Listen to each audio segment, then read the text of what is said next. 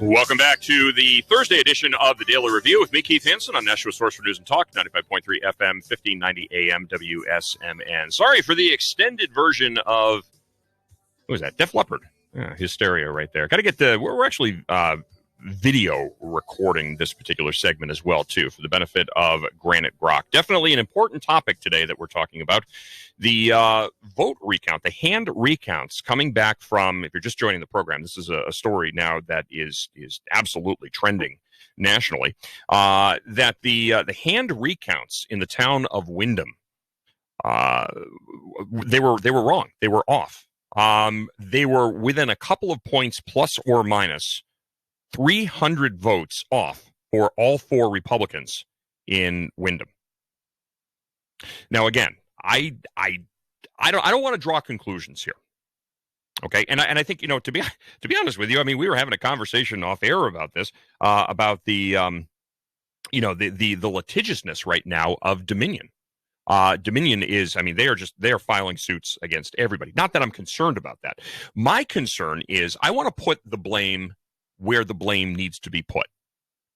Now, whether this is a grand scheme by Dominion, do I think that? I don't know.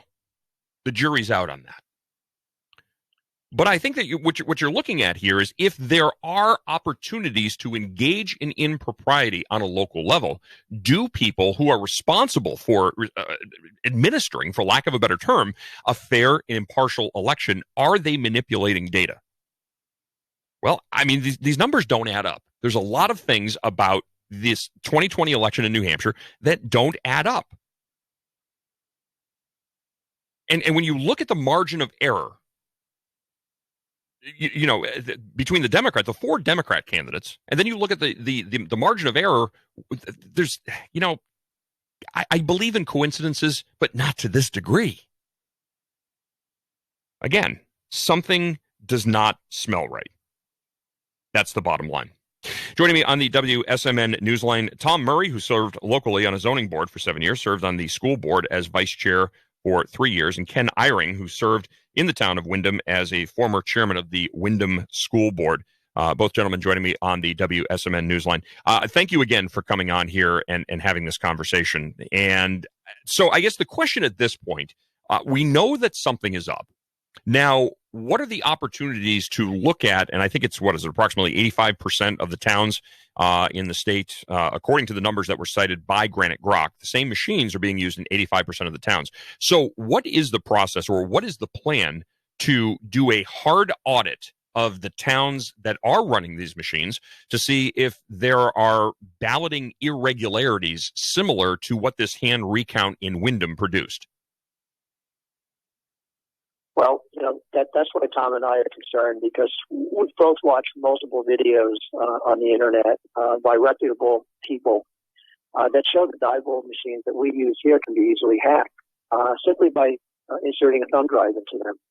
And it's troubling that the governor and our state elected officials seem to think that these machines are 100% secure when they're really not. And, I'm not saying that anything happened here in Windham that was illegal, but it sure should be investigated because, like you said, it doesn't smell right, especially in light of all the other shenanigans that took place across the country in November. And just to touch upon what Tom brought up a little while ago when he was talking about machine number 2, he referenced the vote tallies in the presidential race appeared to be flipped between Biden and President Trump. If you go down and you look at machine 2 through every other race that was on that machine, and all of the numbers for all of the candidates could have been flipped. And if they were flipped, they would then appear to be all in register with each other within a point or so. Now, again, I'm not saying anything was wrong there, but it's enough of a discrepancy that we need to look into this and not just assume that everything was proper. And the reason why tied into this is that we had election laws that were not followed during this past election. That was on a state level, And in addition to that, we have issues down here in Windham where we have Republican poll watchers who, with their certifications, were denied meaningful oversight of the election. They were dismissed, they were disrespected, and to some degree they were intimidated into silence. And this isn't the first election that's happened. This has occurred and taken place in every election that I can remember going back in time. And, the integrity of our elections is fundamental to the foundation of our republic. And without our ability to choose who represents us in government, we're nothing more than a banana republic. And that's why Tom and I, are concerned. We have to address this issue. We have to make sure, even though it appears at the state level that our Attorney General and our Governor are not interested in resolving where the discrepancies came from, we believe it's a fairly simple process. I write software for a living. It's just a simple troubleshooting process. You go back to the beginning and you start to retrace the steps. We should test the machines. We should run the ballots through the machines. We should take every ballot, run it through every machine, every individual machine. So we should check the integrity of machine 1, machine 2, machine 3, machine 4. We should do it multiple times. And we should then look at the results and see what happens. I mean, that's just the starting place. From there, we need to look at what the process was. We need to make sure that people who are there to oversee the election make sure it's transparent. We need to make sure that in the future that their rights to oversee the process are honored and respected, so that we don't have questions. Because the fact that we didn't have people oversee the elections adds to the concerns. If we had that oversight and the machine still generated those erroneous problems, it removes one of the questions from the equation. But now we have yet more to look into, and it's troubling because we shouldn't have to worry about whether or not there were irregularities or improprieties with the process and the people running it. And again, I'm not suggesting anybody did anything illegal, but the questions are there and they have to be answered. So you had mentioned, Ken, that there were a number of laws that were violated. What specifically were the laws that are of greatest concern that were violated? Or, you know what, let's even give them the benefit of the doubt and just say skirted. What were they? Yeah, so I can pick up on that, Ken and Keith. So where I challenge things is RSA 66664. 6664, challengers appointed by the party.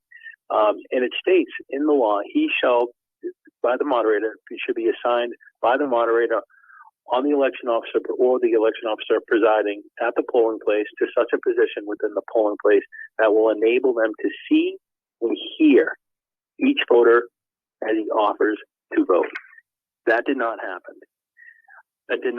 There was no meaningful observation. They were kept a distance from the ballot, the pre-processing balloting. And furthermore, I think the other laws that were violated, in my opinion, was RSA 65977, general neglect by town or moderator and clerk. And specifically, Section 3, and it states, if a recount discloses that the election night vote count was significantly inaccurate, I would tell people that 9.6% from election night recount is significant. And the state secretary of state in consultation with the Attorney General shall appoint an election monitor who shall be the individual trained in the conduct of elections, who shall attend portions of the ballot casting and all of the ballot counting to monitor the next election conducted in that town or ward.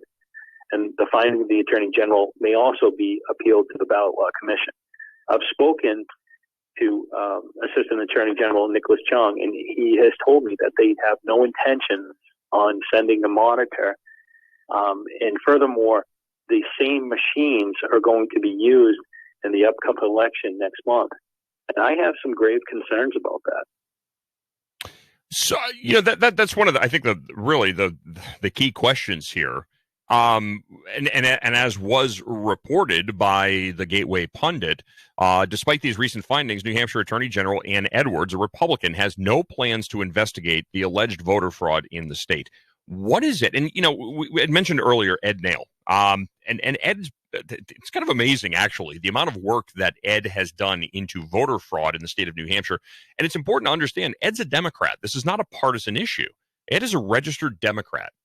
But I've had him on my program many times before. My previous television show, we shot an episode in his office where stacked floor to ceiling manila folders exposing people who are voting in multiple states, exposing addresses in the Granite State that serve as voter nests, where 30, 40, 50, 60 people are using this 1-2-bedroom apartment as a registered domicile to permit them to vote in this state.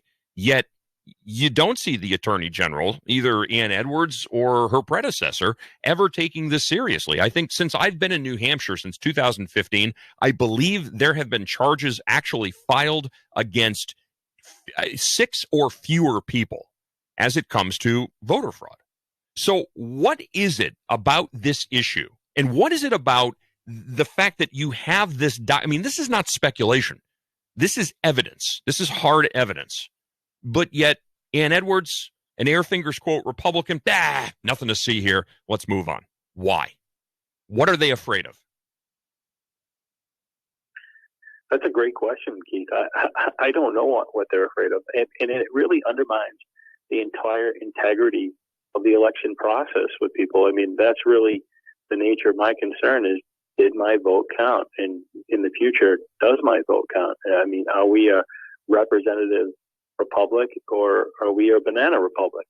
I mean, for me, the amount of documentation is just overwhelming. I'm looking at my desk as I speak to you, and there's probably a 3-ring binder full of information, emails, affidavits, counts, tally tapes. And you just stated, this is not speculation. These are hard numbers that were given to me. The data was given to me by both the Attorney General's office and the election officials in the municipality of Windham. This is their data. These are their tally sheets. This is all their information. But, I mean, just as a threshold matter, I do not understand why the AG can't simply count the no votes. So I want to explain this. So at the recount process that transpired in Concord on November 12th, Ken Eyring was there. He was present. And what they did in the counting was, and I asked them to count the no votes and the ballots that had no votes on it. But they said that wasn't important. And from my perspective, that was very important because it's an integrity check. It's a check and balance to make sure that the 10,006 ballots that were counted on election night were also in the room and counted again during the recount. Yeah, you can't reconcile. So you had straight Republican tickets, straight Democrat tickets next, UACAVAs, but they didn't count the no votes. So you can't figure out whether or not you got to 10,006 ballots. But with that information, and that would be simple, that would take probably 3 hours worth of work from the AG. And all you would need to do at that point is that's going to give you some information. That's going to tell you one or two things. It's going to tell you, wait, you have 300 additional votes, and now we have 10,306, okay, which is going to say, okay, well, hold on a second. How did 300 ballots appear out of nowhere? And that's a question for the town officials and the election moderator, as well as the town clerk. However, if you have just 10,006 again, then you have an allocation issue, which means 300 had to come away from a Democratic candidate and be applied to a Republican or vice versa. And at that point in time, that lends itself to the plausibility of something being faulty with the machine. And what you clearly see in the data is machine 2 shows those anomalies. The data shows that. You're seeing the inverse on machine 2 of what transpires on 1, 3, and 4. So just a point of clarification. This is not a situation where votes for the Republican candidate were switched over to the Democrat candidate. This is just a situation where, for instance, the Republican candidate Griffin there were 299 ballots that were cast for Griffin that did not show up. They just failed to be tallied. So it's not a vote flip. It's a vote failure to tally. Correct. That's correct, because in this particular race for the state representative, you have 4 candidates, not just 2. And so, and you actually have 8 candidates because you've got 4 Republicans and 4 Democrats. So I agree with you. Those votes don't appear to be flipped, but there are anomalies with all of those votes as well. And as Tom pointed out, I believe it was the overvotes or the no votes on that one particular machine. It didn't align with the rest of the machines. So there's questions there, and we really need to get into this. And I believe that Windham should pick up the ball and run with it without the state's approval or without their input or involvement if they choose to sit on the sidelines. Because, in the end, in a constitutional republic, we the people, we're the sovereign. We are the government. We, the people, are the government, and the people who are serving in our government, they are only representatives. So we should take it upon ourselves to pick up the ball, to do the research, to put together a list of very methodical, troubleshooting steps, going back to the beginning and going through the process and isolating where the issue erupted, and then to correct that problem, put processes into place to make sure that they never happen again. Because if we can't, as Tom said, if we don't know if our votes are being counted, then, we're not a constitutional republic. In the end, we're just going to be a banana republic. And why should people even go to the polls and vote? I just got an email from a listener. Shannon in Derry wants to know, this entire issue surrounds the New Hampshire House. Were there similar anomalies in the race for governor, the race for Senate, the race for executive council, and the race for president? Yes. That's what the data shows. Do we have those numbers? And do we have a number comparing what the disparity was between actual votes cast via the machines versus the hand recount for the Democrats and the Republicans for those races? What race would you like to look at? Governor. Senate race, governor, representative, executive counselor. I'll go to the executive counselor. So by way of example, Janet Stevens versus Mindy Mesmer. In executive council race, machine 1, Janet Stevens won by 58.8%. On machine 3, and I'm skipping over, I'll get to them too, 58.3, and on machine 4, 60.5. But on machine 2, she actually only got 46.6. And so you can see the inverse is true. Mindy Mesmer received 33.7, 34.7, 32.4, and she received 46.1 on machine 2. And that's consistent. State Senate race, Josh Borden versus Regina Birdsell. Regina got 60.4, 61, 62.2, and then 49.1 on machine 2. Josh Borden 33.3, 33.6, 31.9, and 44.9 on machine 2. So this is consistent through, the entire ticket. Sheriff Chuck Maceos, 63.6, 64.0, 64.8, and then on machine 2, 51.7. And Patrick Rivard, 29.1, 28.9, 27, and 39.4 on machine 2. So, first of all, Shannon, thank you very much for that email. Those are a great question, and I think that certainly serves as confirmation that there was something about that machine number 2 that was creating the issue. Is that a fair assessment, or is it the total results? They're completely different. Yeah, not just necessarily in Windham, but as you pointed out, these machines are used across the state. So how do we know that the elections in other towns are accurate? So, and again, I want to, because we're coming down to about 3 minutes left here. So a lot of people, I'm sure, want to know that some type of investigation is going to be conducted, whether it's an official investigation or whether it's via people like you, people like me, people like Skip over at Granite Grok. What is the plan to go through isolate the information from these 85% of towns, go through, actually do the audit, compare it to what was reported, and to discover what other towns or municipalities have similar anomalies to what we're seeing in Windham? Well, that's a great question. I mean, Ken and I intend on continuing with our efforts in moving forward. There is an active ongoing investigation by the Attorney General. We're going to wait for those findings. Given the Attorney General all the abilities to do the investigation, to go through the proper channels. I stress that I didn't feel comfortable in my conversation. I'm hoping that some of this media attention perhaps changes the AG's opinion to actually do some meaningful, real investigative work. We have done the work. We have the information. We have the data points. And at that point, if it's not, then the next option is to challenge this finding, whatever the finding might be, to the ballot commission.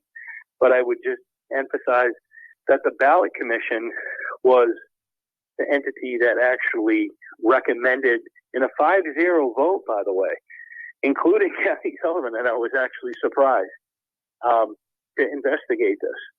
And but I'm hoping that there's something meaningful done with this to get to the bottom of it. I have heard nothing to the contrary. I haven't heard them offer to run all the ballots through all the machines, as Ken suggested earlier. That really needs to happen. In order to get the information and get the answers that the public needs to know, that's what needs to happen. Anything else is insufficient. And what's important is that this happens now because we have an election coming up in March. We're going to wipe away the machines. We're going to lose all the data. And then the investigation becomes much more difficult to figure out what happened.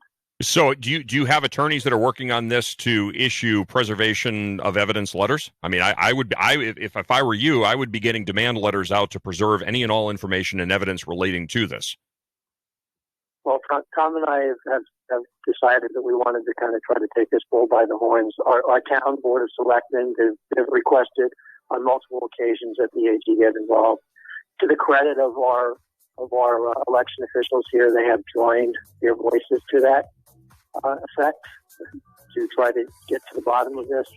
And I agree with you. We need to get some legal protections against the current state of the machines so that we can continue our investigations. We'll talk more.